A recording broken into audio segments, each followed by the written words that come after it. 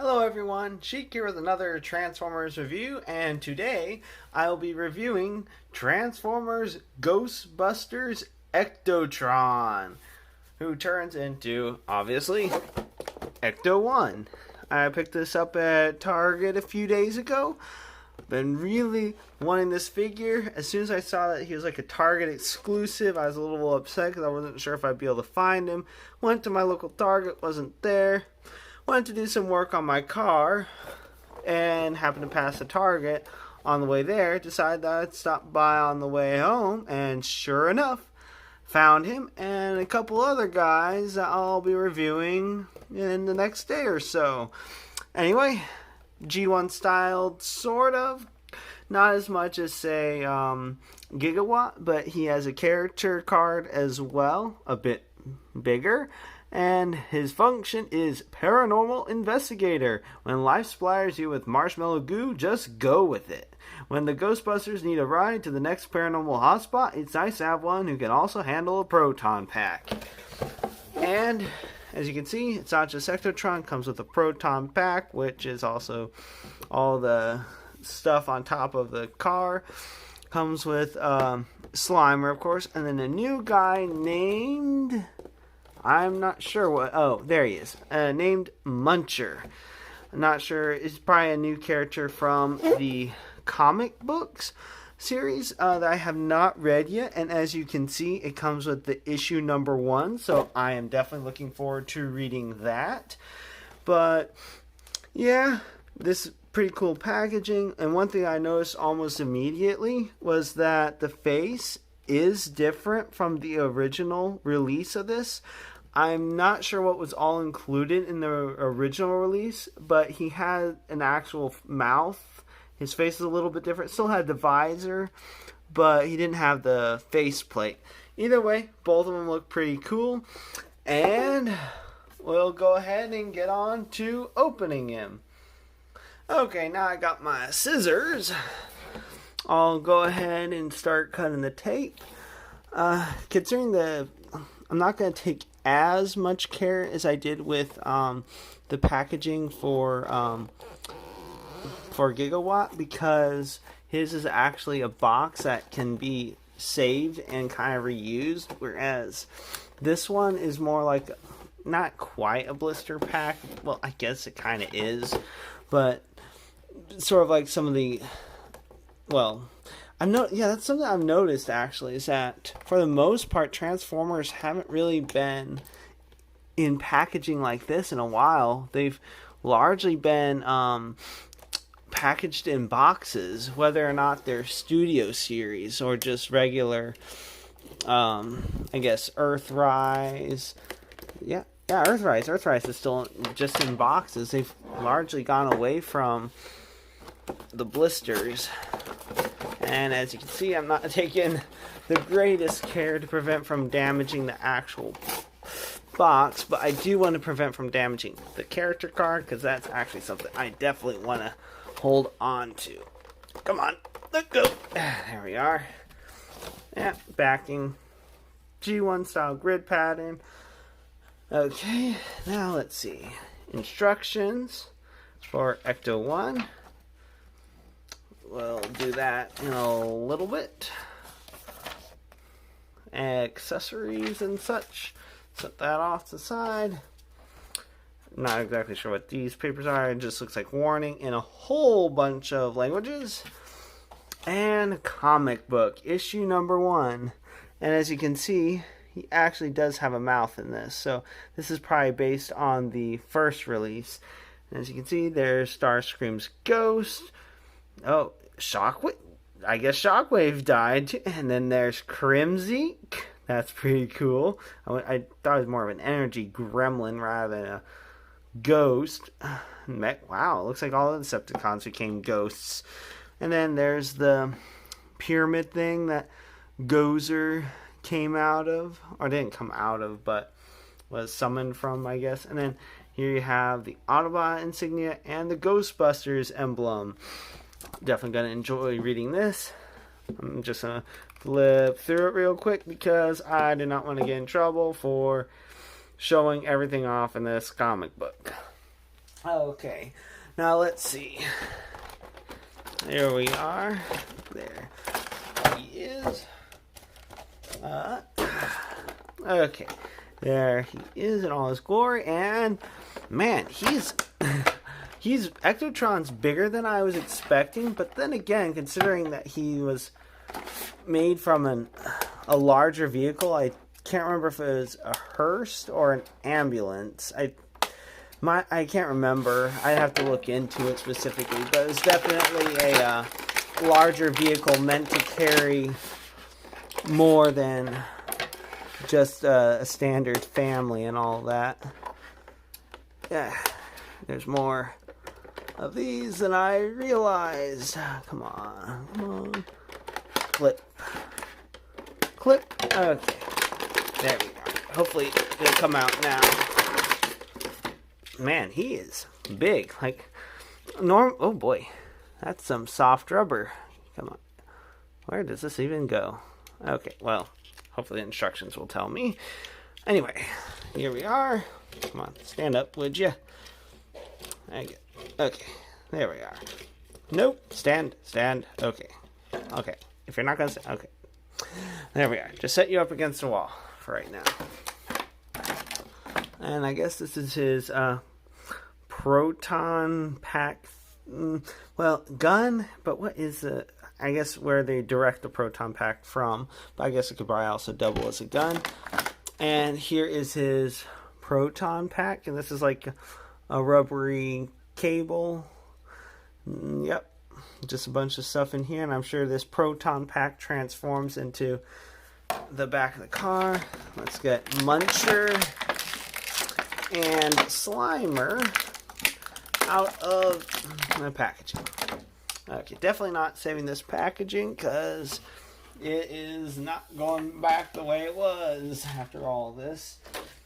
And these guys are, as you can see, just squishy rubber mold things. Not sure exactly what you can do with them. It looks like there's a little hole in the bottom where you can maybe peg him onto something. I really am curious as to who Muncher is. Is he more of an antagonist, protagonist? I really don't know. All I know is that Slimer is kind of somewhere in the middle. Somewhat mischievous, but not really evil. Just a really hungry ghost. Oh, come on. Maybe, that's why he's not standing up. His heel spur wasn't flipped out. Anyway, here he is. And I guess before I get him all transformed and look at all his instructions and all that, well, I'll just give you guys a look at his, there we are. A closer look at his head sculpt. Got some nice green for those lenses.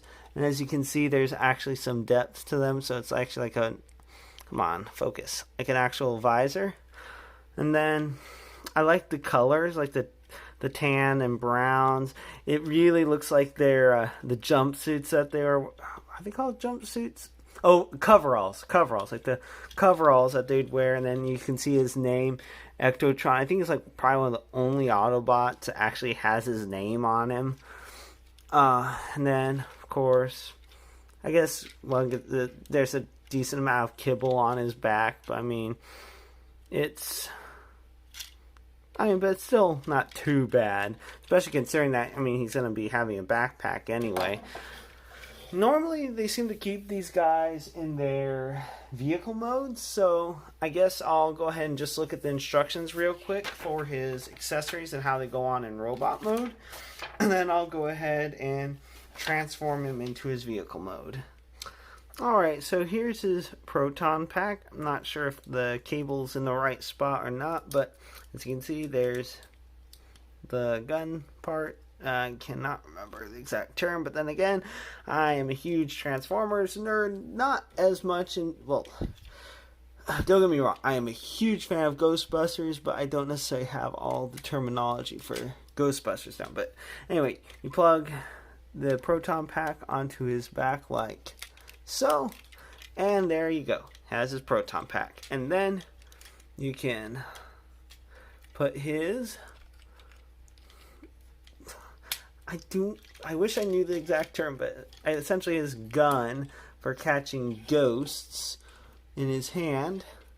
And then you can have him, I guess, have him go after Slimer or somebody, or maybe even Muncher. Guess that might be a good target, because I don't know where he stands. And also, he has his hands up, so there we are. Oh, can't even see that. There, he has his hands up, so yeah. He's surrendering, maybe. I don't know. He's just a ghost. Anyway, now let's get on to transformation, shall we? Wait, one last thing. I don't know why. I just don't normally think about it, but for comparison, we have Gigawatt right here. Gigawatt is your average sized deluxe class figure. And as you can see, he is significantly larger than your average deluxe size vehicle. So, yeah, Ectotron is definitely on the Voyager size of things. So, the higher price point of about $60, not too bad, I guess. I mean, it's about double the standard Voyager, but considering that you're getting a comic book and Slimer and Muncher, whoever he really is, it's not a bad deal. Anyway, let's go ahead and get down to his transformation. Alright, for the most part, his transformation is really straightforward, but bear with me because there is a part that is very frustrating, and you'll see why in a bit. Okay, well, first things first. Flip his head in, flip that up, flip his hands in, flip his hands in, rotate out, push up, put his arms in like that, up like that, up and rotate, close up like that, make sure it's all nice and squozen. There I go again. Anyway, then flip down his heel spurs, flip his feet up, pull these down, oh, and get his legs together, move that down, like so, close back up, and then flip these down,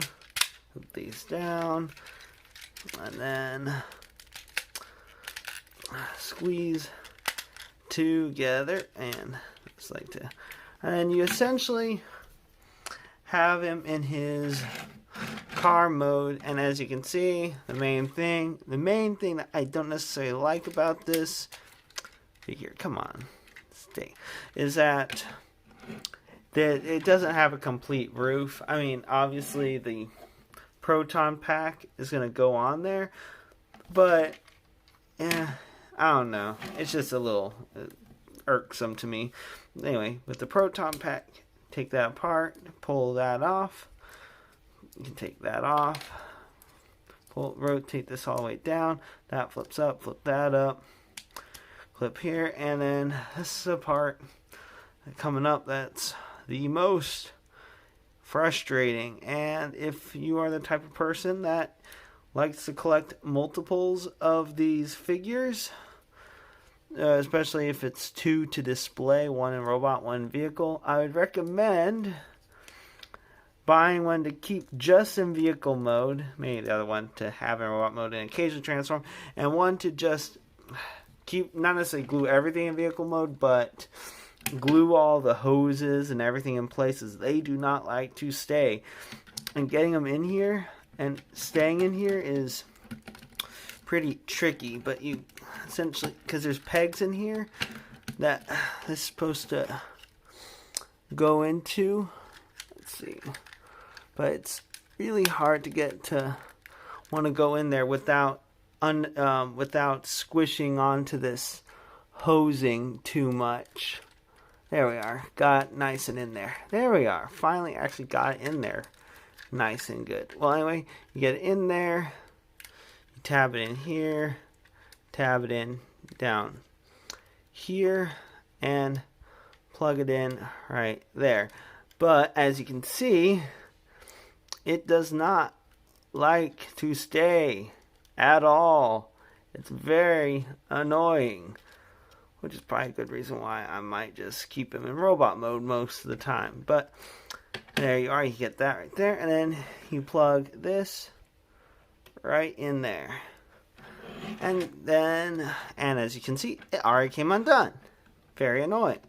Anyway, you plug this in right here. This doesn't also like to go in there either. It'd be nice if maybe a third party would make a non-rubber version, like a solid plastic one that might cooperate a little bit more, although it would have to be just for vehicle mode specifically.